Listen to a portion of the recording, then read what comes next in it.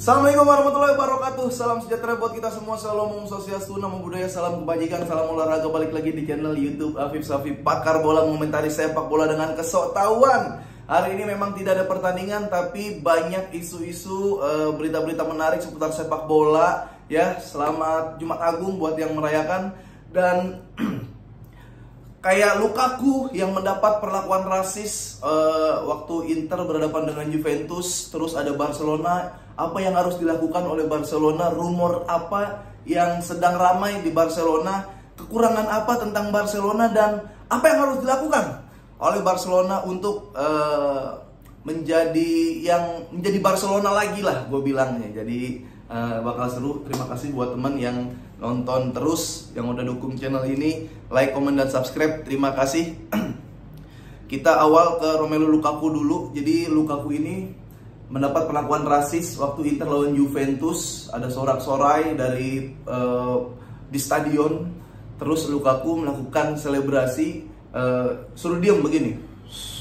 Nah, setelah itu dia mendapatkan kartu kuning yang gue nggak ngerti kartu kuningnya apa. Atau wasit jangan-jangan wasitnya nggak tahu kenapa Lukaku seperti ini.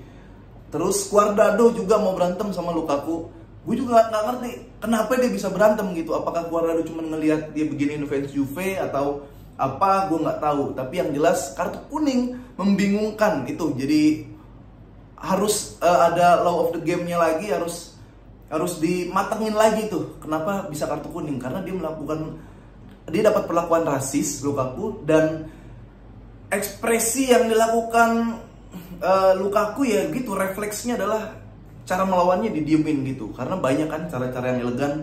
Kalau kita tarik lagi banyak perlakuan rasis. Vini sama Atletico Madrid, bagaimana cara dia melawan, malah joget-joget, malah ya semua orang bebas cara ngelawannya gimana. Balotelli dulu waktu berhadapan dengan AS Roma, dia sampai nangis di bench. Terus akhirnya Balotelli mendapat spotlight. Orang-orang pada respect sama Balotelli dan orang-orang menyerang kubu-kubu yang melakukan tindakan rasisme terhadap Balotelli. Sementara Lukaku ya masih simpang siur. Dan memang sepak bola ini bisa menyatukan. Ada perang saudara di Pantai Gading, Drogba di timnas bisa menyatukan itu lagi. Dan ya mudah-mudahan gak ada lagi lah rasisme di dalam sepak bola. Kayak gitu aja dulu. Nah, Barcelona sekarang nih, setelah kalah lawan Madrid, sebenarnya harusnya banyak introspeksi, banyak evaluasi yang harus dilakukan. Karena mau nggak mau ini tinggal La Liga. Nah, di La Liga, di atas kertas harusnya memang sudah dapat. Selain Barcelona poinnya sudah 12 poin sama Real Madrid, Atletico atau tim-tim lainnya itu memang lagi kayak tidak maksimal. Biasanya seperti itu. Biasanya kan Madrid Barca tuh selisih poinnya 3-4 beda kayak gitu. Dan kalau udah terlalu jauh berarti ada yang salah dengan pesaing-pesaingnya. Karena Barcelona memang kalau di atas kertas, ya kita hindarin Xavi dulu, di atas kertas di La Liga memang harusnya menang. Walaupun menang kadang 1-0, 1-0, 1-0, beda satu, bukan Barca yang dulu. Ya itu di atas kertas memang harus menang. Nah, apa yang harus dilakukan oleh Barcelona berkaca dari kekalahan 4-0 atau berkaca dari kekalahan di laga-laga penting? Nah, ini dia nih. Kemarin, kita bahas kemarin dulu nih, masih kemarin. Barcelona itu memang kalah dari segi apapun. Lu mau bahas dari apa? Dari kualitas pemain, kalah. Ya, kualitas pemain. Kalau kita bahas individual, pemain bisa passing, bisa dribbling, pemain fisiknya bagus, dia bisa sprint. Barcelona passing nggak kena, passing nggak nyampe, gocek nggak bisa. Sprint kalah, adu fisik juga kalah, semangat kalah. Itu kalau dari individual ya, dari kualitas pemain. Coba kita tarik dari segi tim, ya kolektivitas. Yang gue bilang, dasarnya sepak bola kan bertahan, harus bisa bertahan, harus bisa menyerang, dan yang tidak kalah penting transisi. Barcelona nyerang bisa tapi golin nggak bisa.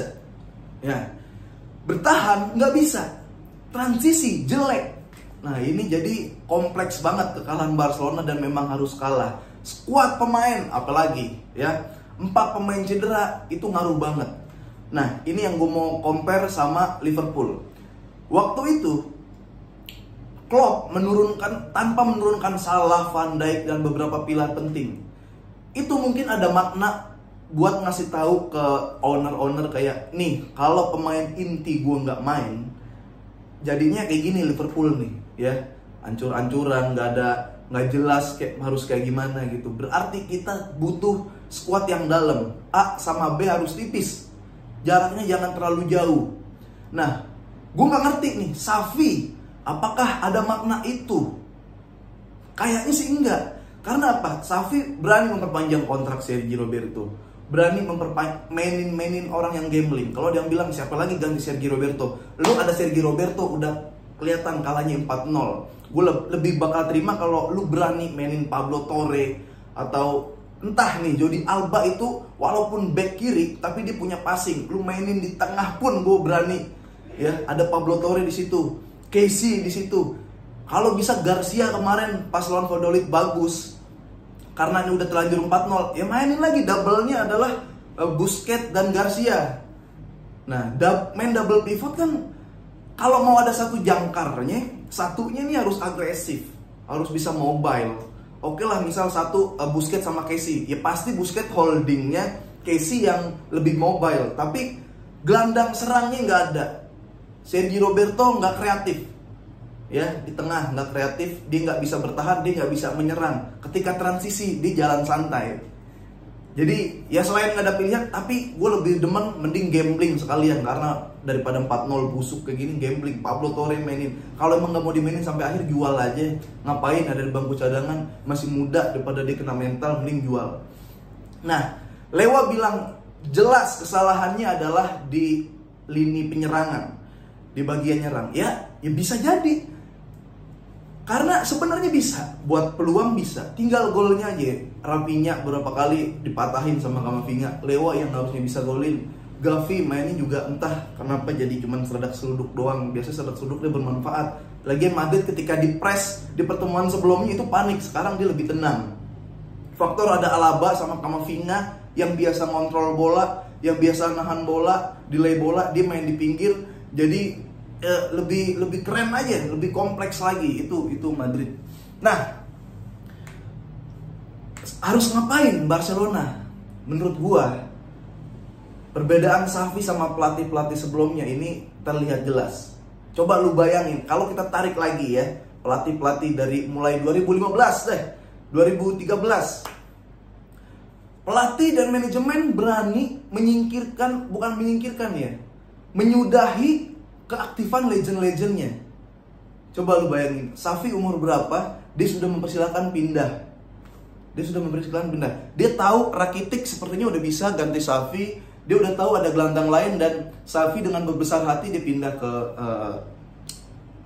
Al-Sadd, ya kan? Secara nggak langsung, cepet regenerasinya, nggak nunggu lama, nggak nunggu Xavi jadi kelihatan tolol dulu baru pindah, enggak. Iniesta masih jago kan pas sebelum ke Vissel Kobe, dia masih jago, tapi udah masuk Andre Gomez, udah masuk siapa yang cepat, Denis Suarez, walaupun jauh banget jaraknya tapi udah masuk. Tapi yang harus dilihat poinnya adalah sudah berani melepas legendanya ketika sudah berusia. Ya, udah berusia, berani dilepas keluar. Nah, ya Busquets masih di situ nggak apa-apa lah ya buat menjaga dominasi di lini tengah. Siapa lagi sih?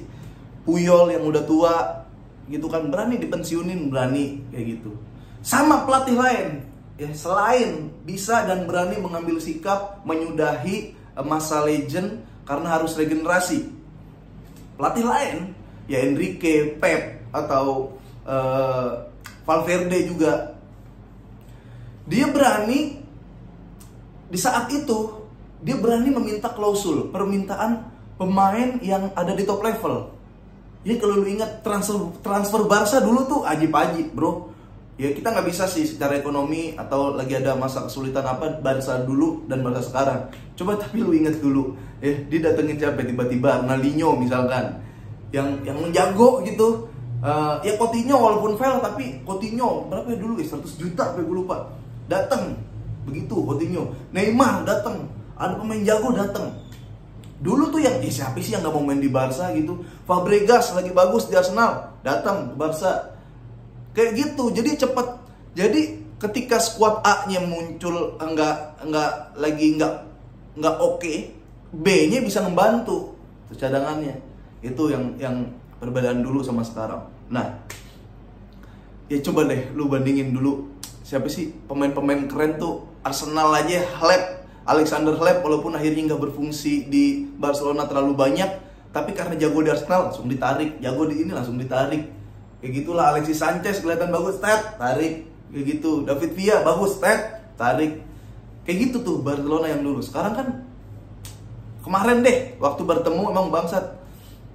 Andre Gomez dibawa, Malcolm dibawa, Brad White dibawa, terus siapa? Denis Suarez dibawa itu. Ya ampun. Ya aneh secara pemilihan, aneh secara pemikiran, aneh. Nah, harusnya kalau Xavi mau stay, kalau benar-benar mau stay dan benar-benar bersih-bersih, Xavi juga harus ada keberanian minta pemain. Beredar kabar kayak Luis Enrique yang lagi di lobi Chelsea kemarin, Lampard kan pengen sampai akhir musim doang. Gue nggak tahu ntar diperpanjang atau enggak. Yang jelas menyelesaikan akhir. Dia ada nama Nagelsmann Chelsea dan ada nama Luis Enrique. Dia mintanya banyak. Gue kalau ngelatih kemari ya pasti permainan berubah, ya kan? Tapi gue minta beberapa pemain yang ada di set gue. Nah, Xavi juga harus punya sense itu. Dan harus ada keberanian bahwa Roberto udah nggak bagus, ya udah cabut, nggak apa-apa gitu kan. Cepet cari gantinya di tengah. Ya, Gundogan lah kalau bisa gitu, atau siapa yang masih aktif, yang masih mau main bola. Ini kan udah nggak mau main bola kelihatannya si Sergio Roberto. Ya. Sekarang gini, kekurangan Barcelona dulu pasti ada di sayap kiri. Sayap kiri itu kosong, ya. Dembele, Rafinha walaupun bisa switch mainnya, cuman dia lebih kuat dua-duanya di kanan. Rafinha pun gue masih bingung bertahan sampai dijual, itu masih bisa dipertimbangkan lah. Nah, Barcelona ini dikabarkan ya dari situs-situs Barcelona itu dia lagi berburu wing kiri, sayap kiri, penyerang, attack midfield, gelandang bertahan sama bek kanan. Nah, ini udah masuk akal. Cuma siapa namanya? Ada di top level gak? Nama-nama ada Victor Rique, nggak tahu deh dari mana, tapi kalau bagus. Ada Frimpong, siapa itu? Frimpong, ya ini yang tayat bawahnya lah istilahnya, yang kok bisa lu ke Barca gitu, kayak Des muncul walaupun dari Ajax. Terus Victor Rique, ada Void gue tahu, ya kita juga tahu Villarreal waktu itu sampai semifinal Liga Champions, main juga fight dah, dia ada bek kanan. Nah, sama Cancelo yang dikabarkan bahkan dia mau menerima gaji lebih rendah kalau dia main di Barca. Nah, kalau yang masuk akal, kalau yang namanya Barcelona, dia pasti ngambilnya Cancelo. Ya. Cancelo bisa stay, nggak usah maju, dia juga bisa maju. Jadi lo lebih variatif. Kalau main yang tiga back pas nyerang, yang geser bisa dari kanan ke kiri, Cancelo maju, atau Cancelo ke tengah, Balde yang maju, bisa kayak gitu. Yang paling masuk akal buat Barcelona ya Cancelo. Kalau mau jadi Barcelona yang kompleks lagi, buat di musim depan pertandingan jadwalnya pasti padat.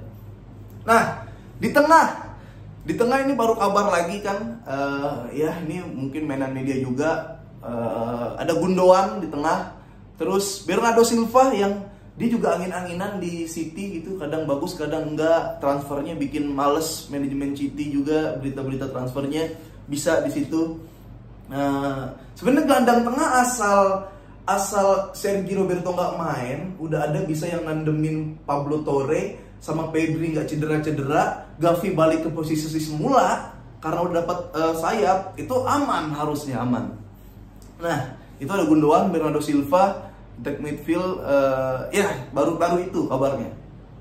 Sebelah kiri, full flank kiri, sayap kiri memang belum ada nama yang santer gitu kan, sesanter dulu Neymar gitu, sekarang siapa belum ada gitu. Jadi mungkin S-Update di Osasuna impresif lah ya. Dan gini, kalau lu nggak mau ngambil top level, lu boleh masukin nama pemain La Masia asal bagus. Kan gue udah bilang Barcelona bukan kumpulan orang-orang dari akademi La Masia, tapi Barcelona adalah tempat berkumpul pemain-pemain hebat. Ya dulu kan yang La Masia juga berapa, kan ada pemain-pemain luar juga gitu kan. Kalau La Masia hebat dan pas buat di Barca, mainin di kiri. Abde ya lumayan buat di kiri. Ya dia kadang maruk, cuma ya nggak apa-apa lah. Dia nanti belajar dari kemaruk-marukan, dari keegoisannya. Jadi Abde Maroko, Osasuna masih dalam top level di liga, minimal di Liga Spanyol lah, dia bisa menang di Liga Spanyol. Dulu ada kayak Ferran Jutgla kayak gitu kan, banyak yang akhirnya dipinjemin malah nggak balik kayak gitu. Jadi sebelah kiri nih yang masih kosong nih. Kalau maunya siapa? Wah susah juga ya. Siapa yang flank kiri lagi bagus siapa ya? Dias lagi cedera, nggak Barca dia mainnya dia. Adama balik lagi nggak? Ya memang belum ada nih nama yang siapa jadi sayap kiri yang bagus ya. Mungkin nggak ada. Gue belum kepikiran siapa di sayap kiri. Nah itu yang harus dibeli. Jadi intinya adalah Xavi harus berani. Kalau mau Barcelona nih ngikutin pelatih sebelumnya yang ketika ada legend udah dilihat udah habis, dia harus berani dikikis ya, menyudahi masa aktif legend gitu. Lo mau pindah mau pensiun terserah gitu. Ya kalau lu ngikutin Barcelona yang lagi top kemarin, dia begitu caranya, berani menyudahi legend. Sama berani minta pemain. Nah jadi harus dijual tuh beberapa. Kalau mau dijual siapa? Lalu udah tahu jawabannya pasti. Ansu Fati gue nggak ada maaf ceritanya lah sama Ansu Fati. Ferran Torres tuh kadang bagus kadang enggak, cuman lebih banyak enggaknya di musim ini. Sergio Roberto udah pastilah gini. Lu nggak usah ngelihat dia golin di momen-momen penting, kayak lebih banyak zongnya sekarang gitu. Dia udah nggak bisa ngapa-ngapain, Kalau mau jual itu Ferran, Ansu, Sergio Roberto. Kalau Pablo Torre nggak mau dimainin, jual lagi Pablo Torre, ya jual Pablo Torre. Jordi Alba katanya dia cuman mau ngikut sama kontrak terakhir yaitu 2024, ya udah nggak apa-apa, kita udah punya Balde bek kiri, kita cari-cari lagi. Itu yang harus dijual tuh. Frenkie de Jong jual apa enggak? Wah Frenkie de Jong bro, berasa banget dia cedera nggak main. Maksud gua, lu ada satu holding yang satu jangkar yang Busquets ketemu de Jong nih. Kalau de Jongnya lagi OP banget, wah dia bisa ngiter-ngiter kemana-mana aja. Jadi gaji segitu harusnya ya di Barcelona itu normal buat Frenkie de Jong. Nah udah. Terus jadi belakang sebenarnya udah bagus. Alonso aja deh, gue bingung nih Alonso. Karena kalau misalkan Christensen sembuh, berarti back ada Christensen, Araujo, Konde, ya. Alonso kadang di kanan, di kiri dia main. Nah ada 3 nih back nih. Kalau udah dapet back kanan, Alonso terlalu lambat. Bingung gua mau diapain Alonso. Jadi ya udahlah, mumpung gratis, kalau dapat back kanan salah satu back harus dibuang juga nggak apa-apa. Jadi lapis keduanya juga ya harus siap, jadwal yang padat, harus siap dengan pace yang cepat gitu. Jadi fisik juga harus oke. Ya, harus sadar kalau lu bukan tiki taka, karena gue bilang tiki taka itu bukan DNA tim, tiki taka itu DNA manusia. Xavi, Iniesta, Alves, Jordi Alba, sama Messi, Busquets, itu tiki taka. Selain dia nggak ada tiki taka yang bikin segitiga atau malah bikin persegi kayak gitu, nggak ada. Jadi jangan dipaksain kalau emang nggak bisa tiki taka. Lu juga udah berkaca, lu pernah main parkir bus, lu udah ngelihat sepak bola modern kayak gimana ngalirnya. Lu udah bisa dibantai kalau misalkan emang squad lu lagi lemah dan nggak lengkap. Jadi itu yang harus dilakukan pembenahan dari Barcelona. Gitu aja. Kalau nih gue bilang, kalau tahun depan ini Barcelona misal juara, kalau nggak juara udah Xavi out aja. Xavi juara, Barcelona juara, tapi tidak ada transfer pemain yang bikin wah banget.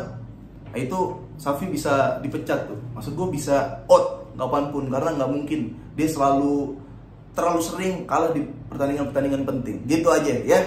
Sehat-sehat selalu teman-teman. Terima kasih yang udah like, komen, dan subscribe channel YouTube gua. Dengerin juga podcast Boba di aplikasi Noise, NOICE. Itu linknya gue taruh di deskripsi. Karena ini hari Jumat, tayang hari ini juga. Oke? Terima kasih. Assalamualaikum warahmatullahi wabarakatuh. Salam sejahtera buat kita semua. Salam swastiastu, namo buddhaya, salam kebajikan.